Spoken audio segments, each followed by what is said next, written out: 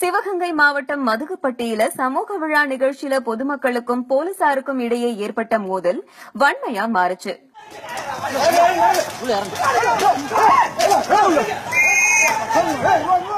Police தடியடி மற்றும் துப்பாக்கி சூடு நடத்தினதால அந்த கிராமம் பெரும் பரபரப்போட காணப்பட்டுச்சு. சிவகங்கை மாவட்டம் மதகுப்பட்டி கீழ்த்தெருவுல முத்திரையர் சதய விழா அந்த சமுதாய மக்களால கொண்டாடப்பட்டிருக்கு. அனுமதியின்றி விழா நடந்தத மதகுப்பட்டி போலீசார் தடுத்து நிறுத்தி பலரை வலுக்கட்டாயமா காவல் நிலையத்திற்கு அழைச்சிட்டு வந்ததால காவல் நிலையத்தை கிராம மக்கள் சுமார் 500க்கும் மேற்பட்டோர் முற்றுகையிட்டு சாலை மறியல்ல ஈடுபட்டாங்க. அப்போ கல்வீச்சு சம்பவத்துல ஈடுபட்டதால போலீஸ் தடியடியும் பதட்டமான சூழ்நிலை ஏற்பட்டதால 3 முறை கண்ணீர் புகையோட துப்பாக்கிச் சூடும் நடத்தப்பட்டது. போராட்டக்காரர்கள் திடீர்னு அவங்க அந்த வழியா வந்த பஸ் கண்ணாடிகளை உடைச்சு கலவரத்துல ஈடுபட்டாங்க. இதுல பல போலீசாருக்கு மண்டை உடைந்து ரத்தம் கொட்டுச்சு.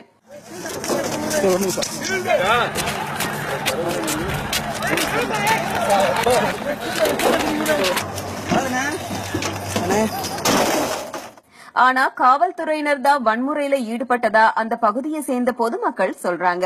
சிவகங்கை சொந்த மாவட்டம் சார். நாங்க மதகுப்பட்டி கீழத்தெரு. நாங்க இதுல கொண்டாடினதுல இருந்தே முத்திரையர் நாங்க வச்சு கும்பிட்டுக்கிட்டே இருக்கிறோம். நாங்க 1500 குடும்பத்துக்கு மேலதே இருக்கிறோம்.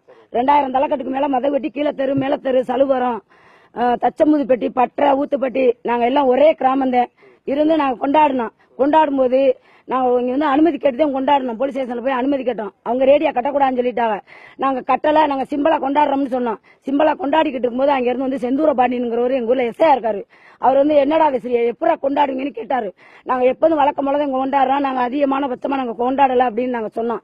அதுக்கு அவர் சொன்னாரு, நீ வலை புண்டவே எப்படா நீ கொண்டாடுவேன், கொண்டாடக்கூடாது, நீ சொல்லு, நீ பேசணும், நீங்க ஏண்டா வலை பண்ணு வலையங்கெல்லாம் என்னடா செய்ய முடியும், மயத்த கூட நீங்க புடுங்க முடியாதா எந்திரான்னு சொன்னாங்க. நீ எப்படா பேசுவேன்னு நாங்க எதிர்த்து போராடிட்டோம். ஆனு பொண்ணு எல்லாம் போராடிட்டோம். போராடணும்னு ஸ்டேஷனுக்கு போயிட்டோம். ஸ்டேஷனுக்கு போன உடனே அங்க ஒரே பிரபலம் ஆகி போயிருச்சு.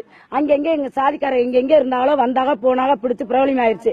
பிரபலம் ஆன உடனே இப்ப எங்க ஆம்பளையில ஃபுல்லா அரெஸ்ட் பண்ணிவிட்டாங்க. எங்களுக்கு கேள்விக்குறியா இருக்கு. எங்க பிள்ளை விட்டு பச்சை பிள்ளையெல்லாம் அரெஸ்ட் பண்ணிட்டாங்க. எங்களுக்கு விடுதலை ஆகணும்.